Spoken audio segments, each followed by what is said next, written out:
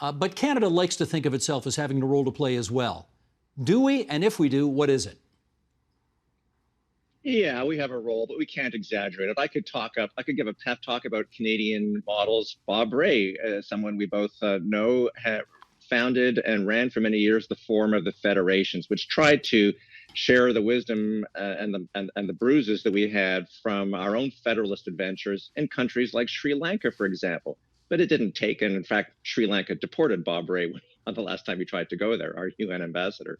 So we are a model of when I've traveled to countries from around the world, people have looked at us as a model of multiculturalism, our immigration model, and so on. But we're at the margins. There are other countries that are also models: Sweden, Norway, the Scandinavian countries. But here's the thing, including with American exceptionalism, and I happen to agree with Chad that America, for all its warts, can still be a model by virtue of its scale and its presence. And just because they screwed up doesn't mean it can't, as I argued earlier, doesn't mean it still can't be a model. I mean, smart people understand that democracies are always having crazy zigzags. That doesn't mean you go for the consistency of authoritarianism that you see in China today. It means you have the hullabaloo.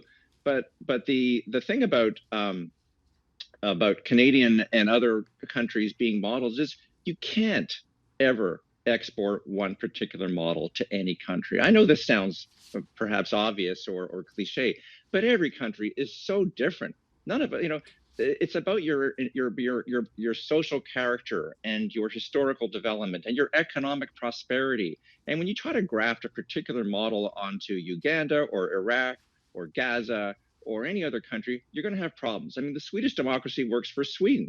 And no matter how hard the Toronto Star tried for decades to try to bring the Swedish model to Canada, and Ed Broadbent tried to bring the Swedish model of social democratic unions and management, and the German model, Canada's Canada. We like to be frisky sometimes. We have all our different fights, our social makeup. So that's a mistake. That doesn't mean you can't do God's work, as Chad did for the National Democratic Institute, and try to export the process of democracy, the ugly stuff of organizing and fundraising, because otherwise all these well-meaning Democrats in Egypt and Iraq don't have any power bases.